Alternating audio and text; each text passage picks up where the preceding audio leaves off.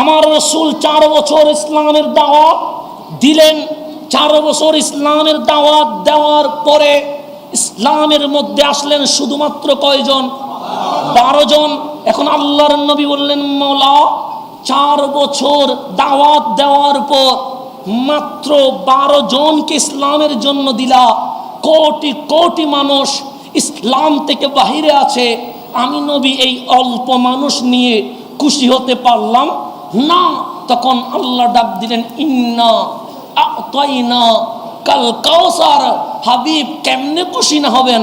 আমি তো আপনাকে খুশি না করে রাখবো না। সবচেয়ে উম্মত বেশি আমি আল্লাহ আপনি নবীকে দিয়ে দিব। এটা আমি আল্লাহর ওয়াদা। আল্লাহর ওয়াদা হচ্ছে নবীর উম্মত কি হবে? বেশি হবে। এটা ওয়াদা কার? কাউসার মানে এখানে উম্মত কেউ, এখানে তফসির তো অনেক, কিন্তু আর একটা তফসির হচ্ছে কাসরাতুল উম্মাহ, উম্মত অধিকতা লাভ করবে, এটা হচ্ছে একটা তাফসির। তো এখন আসেন আল্লাহর হাবিব চোখের পানি ছেড়ে দিয়েছেন। আল্লাহ বলেন, হাবিব আপনি কাঁদবেন না, কারণ 12 জন যাদের কালাব, যাদের অন্তর রহমানের দরবারে পছন্দ হয়েছে, তাদেরই কবুল করেছি। এখন আল্লাহর নবী বললেন, মাওলা আমি তো আমার জন্য কখনো কিছুই চাইব না। রসুল কি নিজের জন্য কখনো কিছু চেয়েছে? রহমানের কাছে কিছুই চায় নাই। যতবার সিজদা দিয়েছেন, আম্মা জান হযরতে আমেনা বলছে, আমার ঘরে আসলো রহমতুল্লিল আলামিন, রাআইতু, আমি নিজের চোখে দেখেছি নূরা, একটা নূর আসলো, নূর এসেই সিজদাই পড়লো, কান লাগিয়ে দিলাম, আওয়াজ শুনছি, রব্বি হাবিলি উম্মতি। ওখানেও উম্মতের কথা বলছেন। আম্মা জান খাদিজাতুল কুবরা বলছে, 25তম বয়সে রহমতুল্লিল আলামিন আমার সংসারে রাত্রে সিজদাই লুটিয়ে আছে, সেখানেও আমি কান লাগাইয়া দিলাম, দেখলাম, শুনতে পেলাম উম্মতি উম্মতি। আম্মা জান আয়েশা বলছেন, আমি রাত্রে ঘুমাতে যেতাম, কিন্তু যখন মিড নাইট হইত তখন দেখতাম ফাকামা রাসূলুল্লাহ সাল্লাল্লাহু আলাইহি ওয়াসাল্লাম, দয়াল নবী ঘুম থেকে উঠে যেতেন, এমন কিয়াম করতেন, এমন রুকু সিজদা করতেন, দয়াল নবীর পা মুবারক ফুলে যেত। ইভেন আমি শুনতাম পা রসুলকে বলছে, ইয়া রাসূলুল্লাহ সহ্য করতে পারছি না, কিন্তু আমি আয়েশা যখন কান লাগাইয়া দিতাম তখন শুনতাম উম্মতি উম্মতি। আমরা সাহাবায়ে কেরাম বলছি, উহুদের ময়দানে দয়াল নবীর দন্দন মুবারক শহীদ হয়ে গেল, খুনে পাক জোরে দাড়ি মুবারক ভিজিয়ে গেল। আমরা সাহাবীরা টেনশনে রসুলকে নিয়ে, আর রসুল 2 হাত তুলে বলছে, মাওলা তায়েফের জমিনে আমার শরীর থেকে রক্ত ঝরেছে, এতে আমার কোনো আপত্তি নাই, আমার দন্দন মোবারক শহীদ হয়েছে, এতে আমার কোনো চাওয়া পাওয়া নাই, আমার পিঠের উপর উটের ভুঁড়ি তুলে দিয়েছে, এতেও আমার কোনো চাওয়া পাওয়া নাই, কিন্তু মাওলা আমি একটা জিনিস চাই, আজ এই উহুদের ময়দানে রক্তে ভেজা হাত তুলে দিয়েছি, আমার উম্মতকে বিনা হিসেবে তুমি মাফ করে দিতে হবে।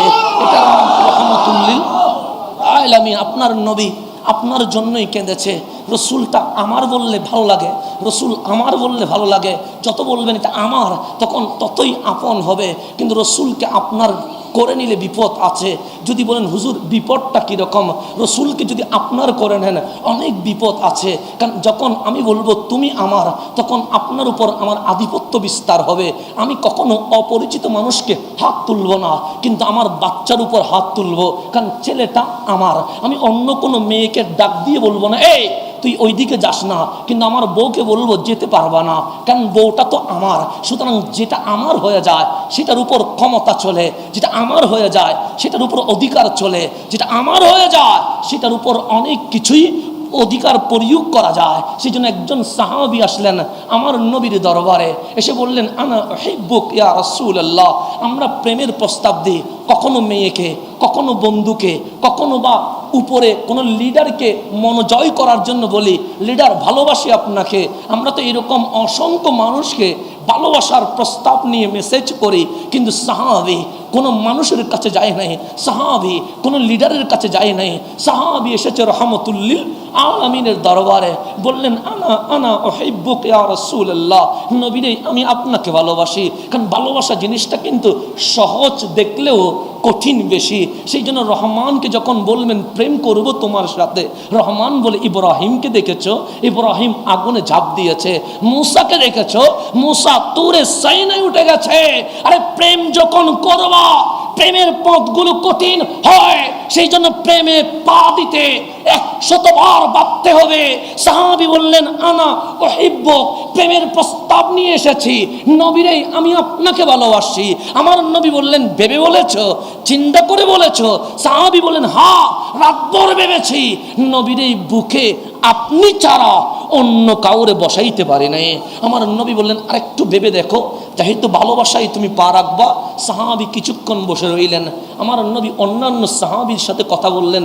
ওই সাহাবী আবার এসে বললেন নবীরে আমি ভেবে দেখেছি। আমার রসুল বললেন রেজাল্ট কি? আমার মন বলছে আনা উহিব্বুকা ইয়া রাসূলুল্লাহ, নবীরে আমি তো আপনাকেই ভালোবাসি। আমার নবী বলছেন ভেবে বলো। ইয়া রাসূলুল্লাহ, ভেবেই তো বললাম। আমার নবী বললেন আরেকটু সময় নাও না সাহাবী, ভালোবাসায় তাড়াহুড়া কিসের? তুমি যখন এদিক থেকে করবা, আমি তো এদিক থেকে করতে হবে, আরেকটু সময় নাও। সাহাবী আরো সময় নিলেন, আবার আসলেন। আমার নবী বললেন রেজাল্ট এসেছে? এসেছে কি? আমি অনেক ভেবে দেখলাম, কিন্তু বক্ক শুধু একটাই কথা বলে আনা উহিব্বুকা ইয়া রাসূলুল্লাহ, নবীরে আমি তো আপনাকেই ভালোবাসি। আমার নবী বললেন আর ভাবতে হবে না, তুমি যখন ভালোবাসার সমুদ্রে ডুব দিয়েছ সাহাবী আমার, তোমাকে ফকিরি মিসকিনি দরিদ্রতা পেয়ে বসবে, এটার জন্য তুমি অপেক্ষা করো। কেন? নবীকে ভালোবেসেছ, দুনিয়াতে বাদশাহী চলবে না। নবীকে ভালোবেসেছ, দুনিয়াতে বাহাদুরি চলবে না। কেন? মুস্তাফার গোলাম দুনিয়াতে কষ্ট পাবে, কিন্তু আখিরাতে তো জান্নাতুল ফেরদৌস অপেক্ষা করবে। সেজন্য নবীর ভালোবাসার পথ বন্ধু বড় কঠিন হয়। নবীর ভালোবাসার পথের মধ্যে কোনো দুনিয়া থাকতে পারে না। রসুলের ভালোবাসার পিছনে কোনো স্বার্থ থাকতে পারে না।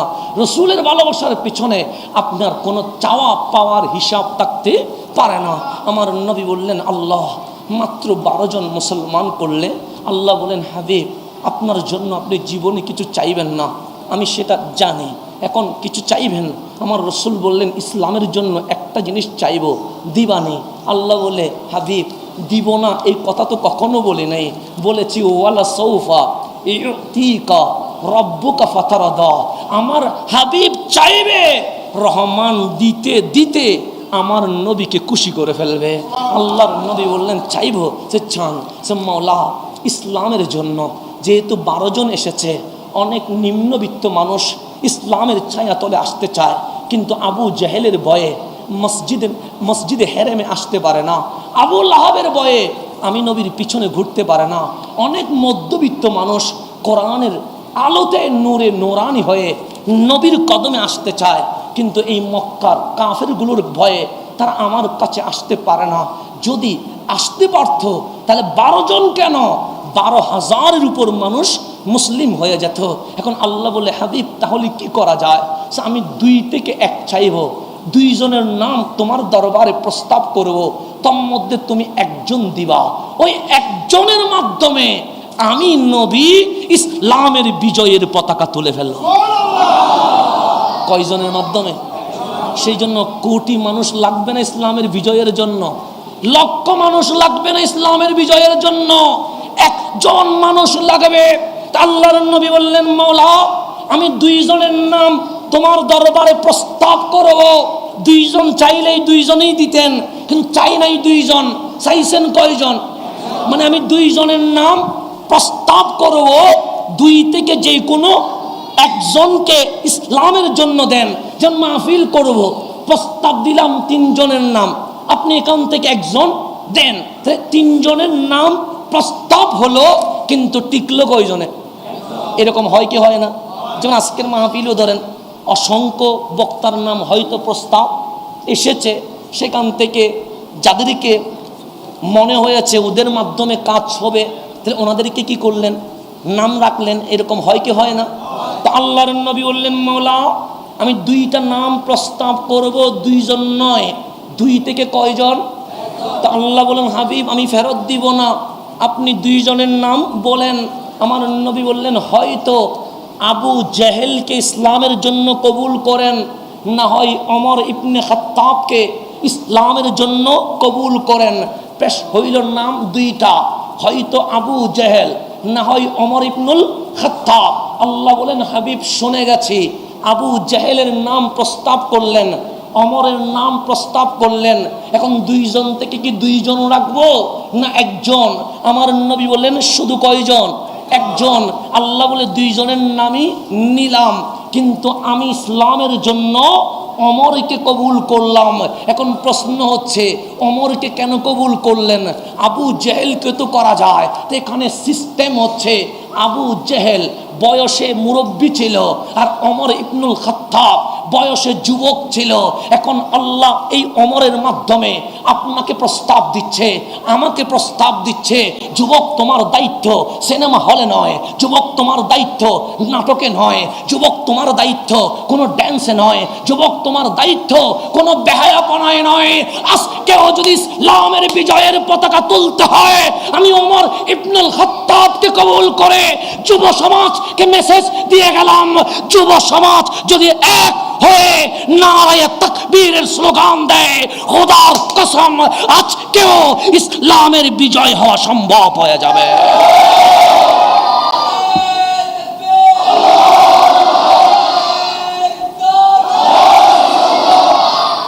তাহলে যুবকের দরকার আছে না নাই?